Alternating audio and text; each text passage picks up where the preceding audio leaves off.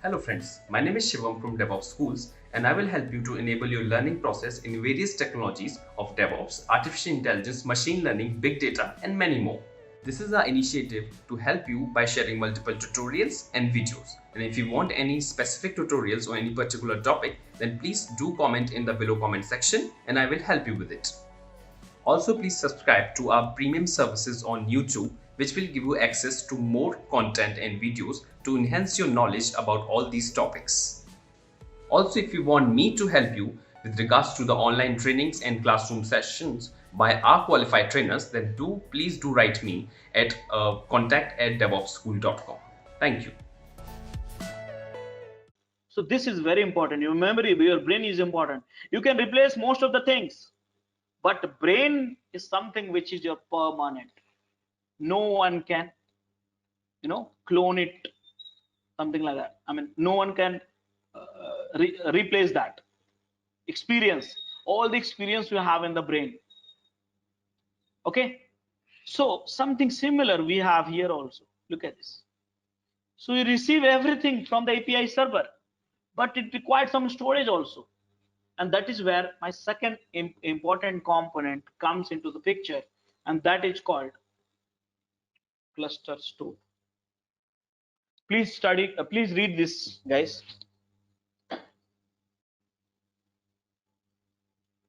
Cluster store.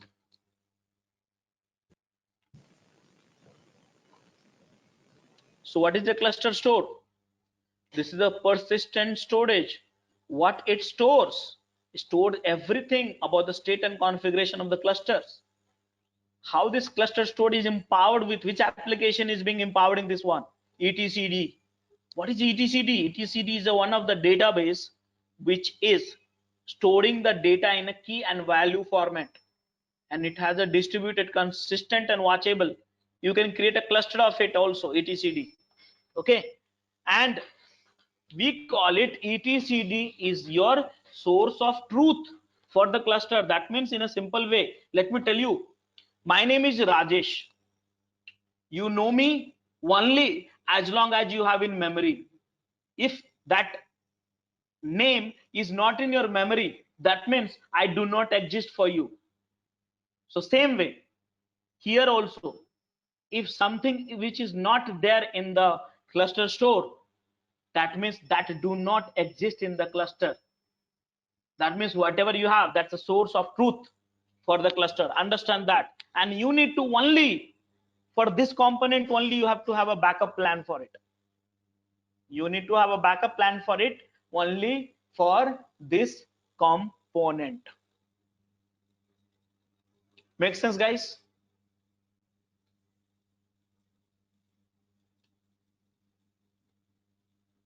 Yes.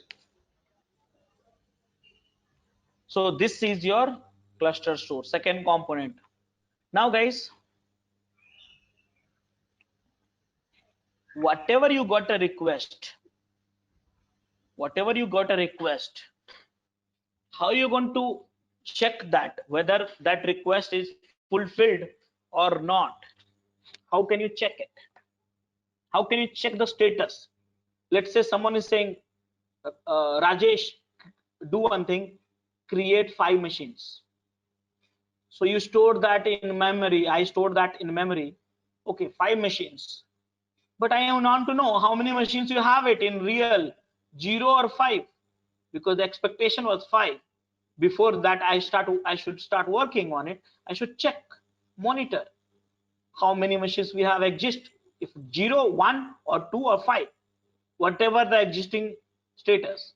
So how do you check the status in your body?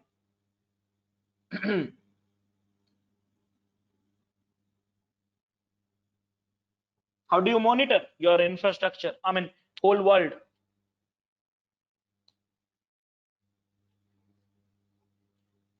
Guys, are you there with me? Huh? Is it query?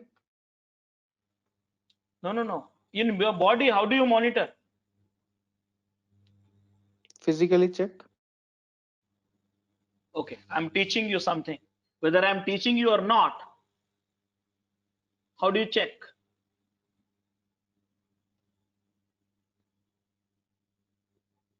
Simple, guys. Eyes, right? Don't you check monitor through your eyes? Correct now? Yes. Yeah. Eyes, you observe everything and send the data to the again storage memory. So here you get, see, people talk something, and here you see something and you match that. So people talk something, that's called desire, and you see something, that's your actual. So reality check you do through eyes, expectation you hear from ear. So something like that. So how many eyes we have? Two. Okay, so we have two eyes, one for this part of the world, one for this part of the world, right? Two eyes, and both the eyes get the input, merge together, view, and store it in the memory. So we need a monitoring solution for the cluster also. Remember, Kubernetes will manage your desired state. How come? They need a monitoring. So let's look at this here. Third component. Here, third component is called controller manager. It's a manager. Understand that. In image, you have a controller only, but actually, it's a manager.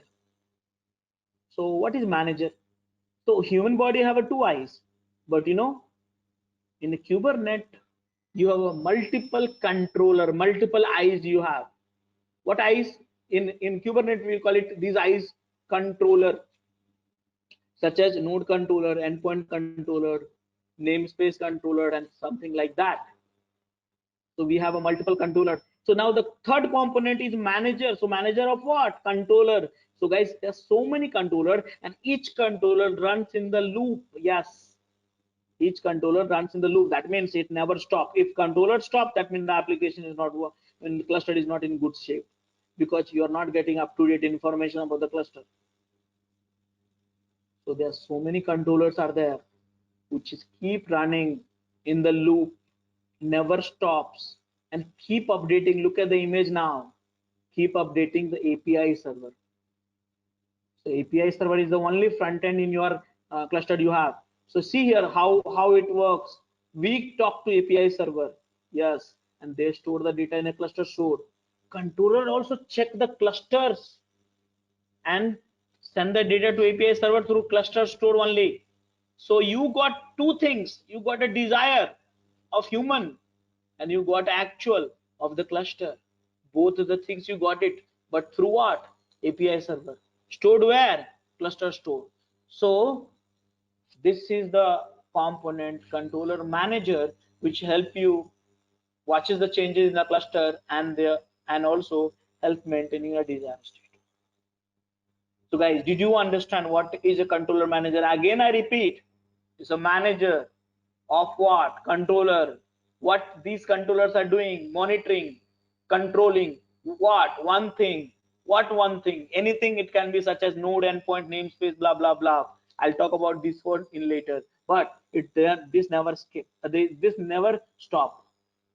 So guys, did you understand this third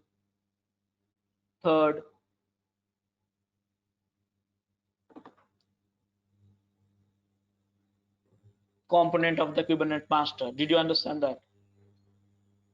Yes. Hello. Yeah. Yes. Hello, Yes. guys. Okay. Now the last thing, guys, is like this. See, you're a master. You're not a worker. You are a master. Okay. So you are a master. You are not a worker anymore. So master never do the work. What they do? What master do? What manager do? Let's say manager. Control. What they do? Manage the worker. Each one of us. I mean, each one of us has a manager. Even I have a manager. You have a manager. So what they do? Tell me. एक number कर लो. Huh? Guys, you have to tell me. They Control or manage. Controller control that things. manager manage the worker and assign the work. Correct? Manager assign the work, schedule the work, schedule. My manager said, Rajesh, you do this. Okay, sir. Rajesh, you do that. Okay, sir. No further question asked. Okay. You have to come office at this time. Okay, sir. You have to complete this task within this one. Okay, sir. But one thing which manager is knowing about me, manager knows me, my capability, how much CPU, I mean, what is my capabilities I'm having. So manager knows my capability because I'm a part of this cluster. I mean, I'm a part of this team. So he will assign the work as per my capabilities only. And this is called scheduling. So who schedule the work? Manager. But here in your face, who's your manager? Mouth can act like a manager. Let me tell you, this is your manager or scheduler. We can call it scheduler from now onwards. Okay, scheduler schedule the work, never ever, understand that, please hard code this statement. Scheduler schedule the work, never do the work. And scheduler, before scheduling the work, they do the some calculations also, whether I should assign this to him or him, like that. So in Kubernetes also we have a scheduler. That's the fourth component. Let's read this. See that. Scheduler keep watching API server for new port. So my scheduler means your mouth will keep getting instruction from the memory.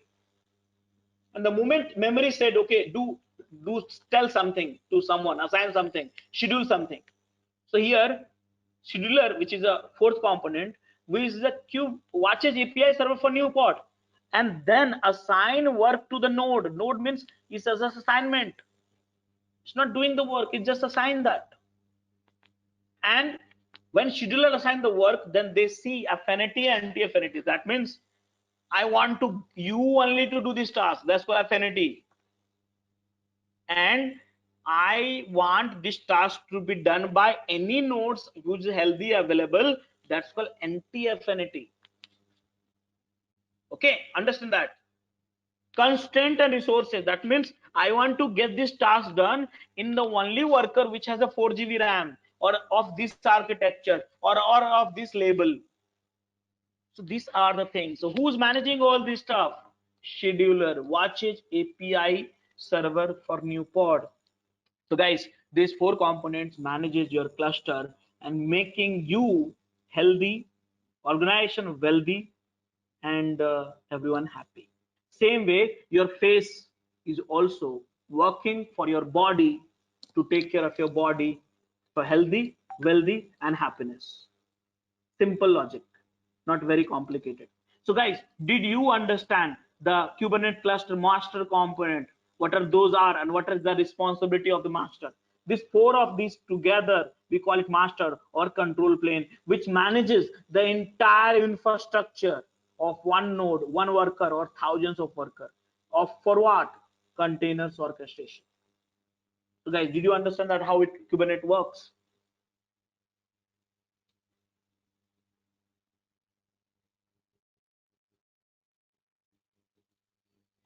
Yes. Rajesh, one question. Yeah. So, Yeah. the API server, there is one statement in the scheduler. It monitors API server for new pods, right? That's what it said. Yeah. But it assigns work to nodes. A node can have many pods, Huh. right? Yeah. Correct. Yeah. So, and but each pod is our API. That's what it is. No, no, no, no, no, no, no, no. Each pod is you're Okay. having containers. Containers come from the image. Image, you have applications. You know that. Containers part, you know that. Correct. Yes. Not Yes. Yeah. API. API, I'll talk about little later. That how can you remember? I Okay. said service orchestration. I'll talk about little later. You love that topic actually. Okay. I know. Okay. Okay. More questions, guys? So then, Rajesh, what is the differentiation between a node and a pod? Like we know Node, the pod is running node, inside the node, node but is a node is a worker, aka worker. A node is a where the pod is running, containers are running, and you have a hundreds of nodes. Node is powered by virtual machine or physical machine connected over the network to the okay, master machine. okay, but In the data center, Can you will be having hundreds of Rajesh, in the data. uh, Rajesh, the node and the master, they have to be in different physical machines, virtual machines, or they can run in the same machine.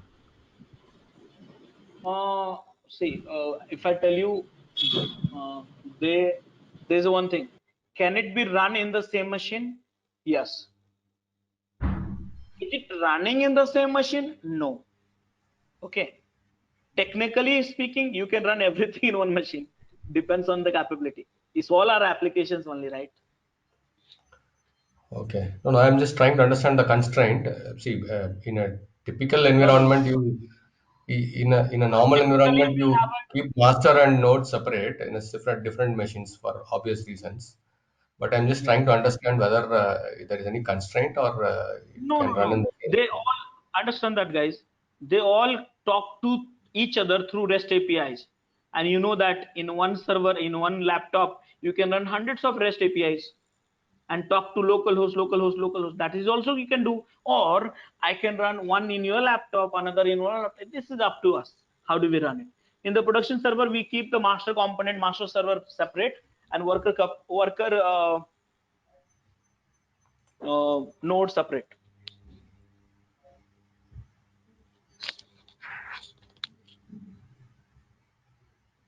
Guys, so are we clear with the concept of master? This is the most important one.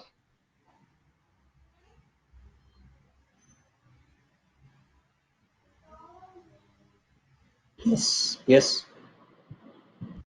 Okay, guys. So what next? Please read this, guys. I think I need a little bit of break. If you do not understand, then I'll explain it to you. Please read it. If you have doubts, Okay. I'll explain it to you.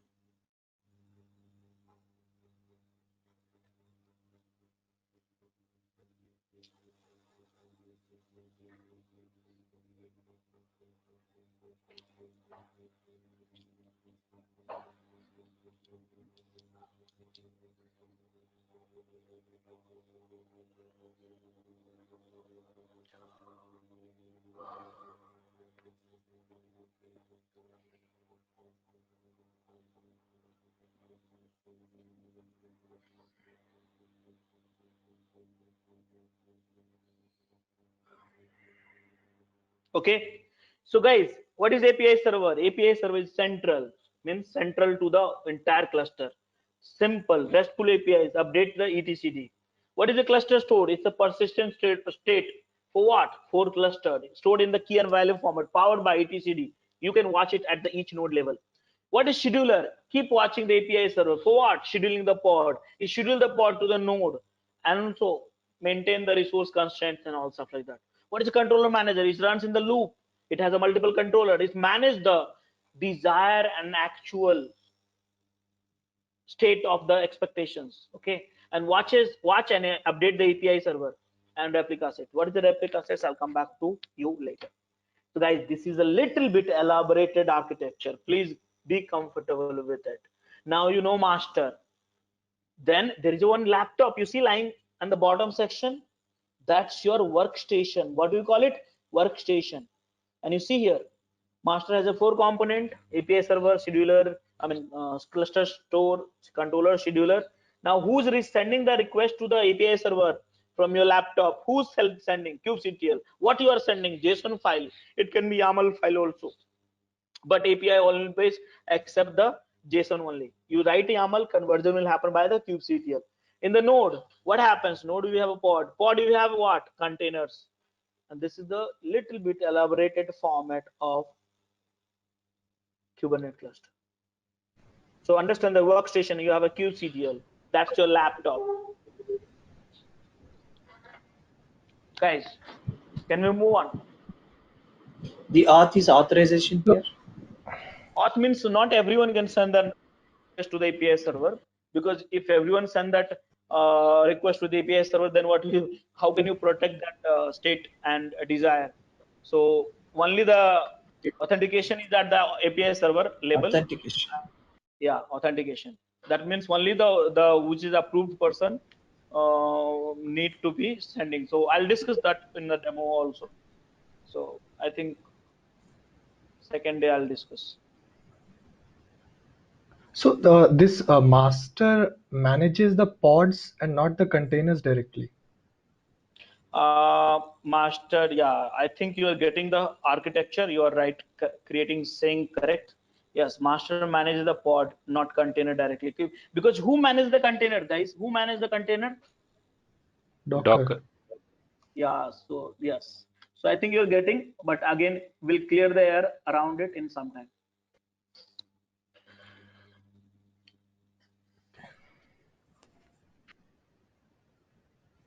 Okay, guys. So now next topic is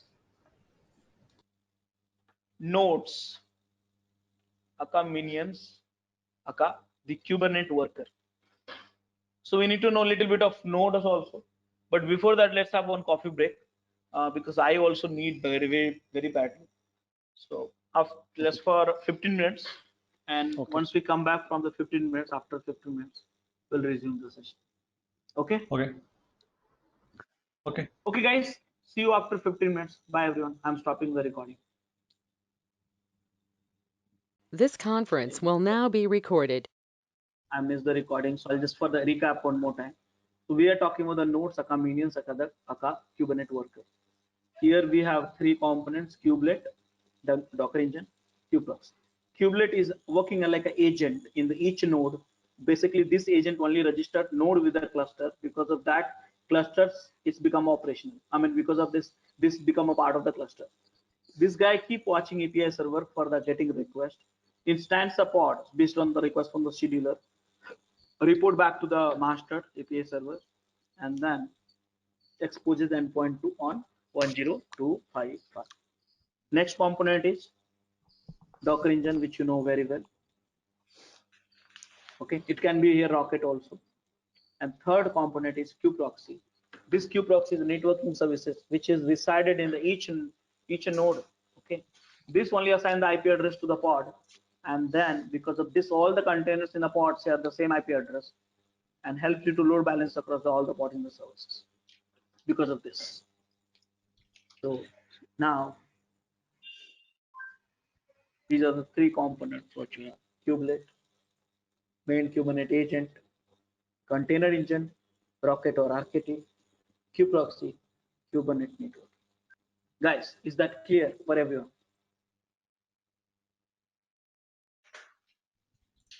Yes. Yeah. Yes. Yes. Now guys, let's move on. Look at this image very carefully. It's a complete image. Look at this arrow also, please.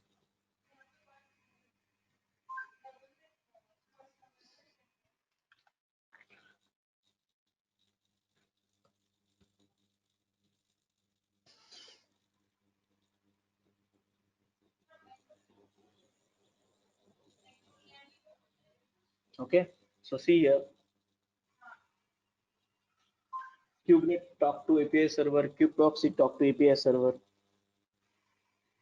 So this is the short knowledge of summary of nodes. Please read this. It's important for all of us.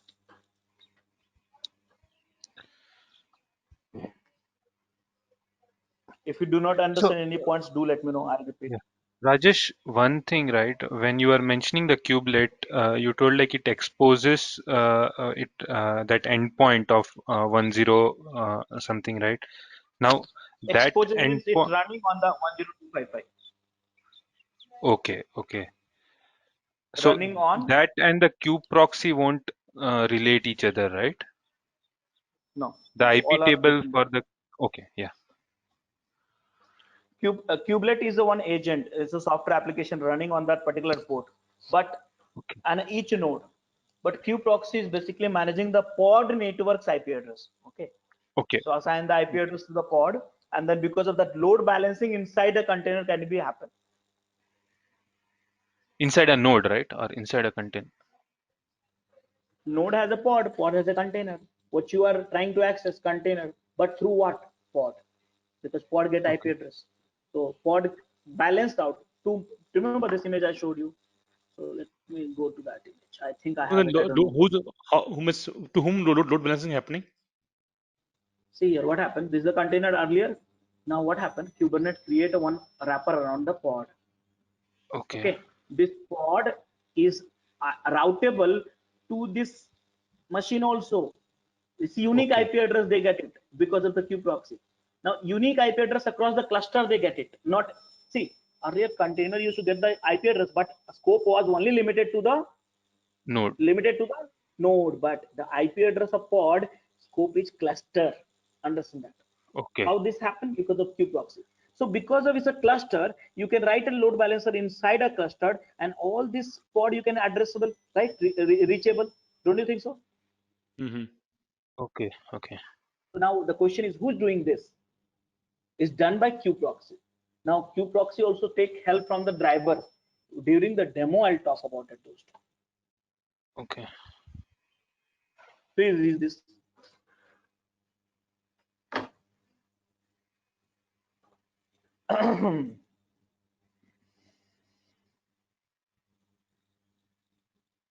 So Rajesh, a node can be registered with only one master, right? It cannot be registered to more than one masters, right? Okay. Technically, it's a one master only. In the practical way, one master because 10255. But actually, if you do the Jugaad customization, what you can do kubelet, you can run another kubelet on another port and change the configuration, non-default location, and then those are the things. Typically, we won't do this kind of customization in the production, right? We want the streamline process to be there. So you can technically do that, but it's not needed at all.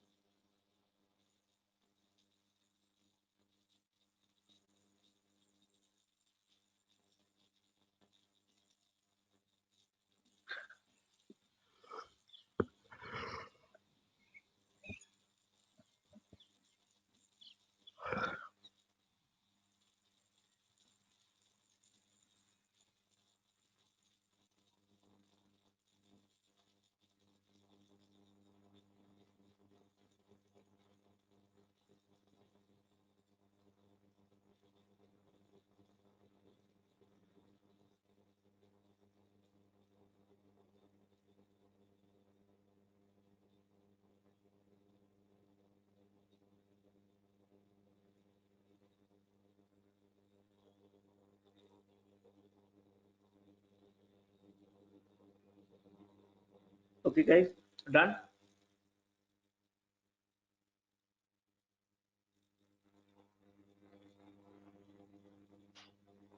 Yeah. Okay, so now, guys, there's few more add-ons are there. Okay,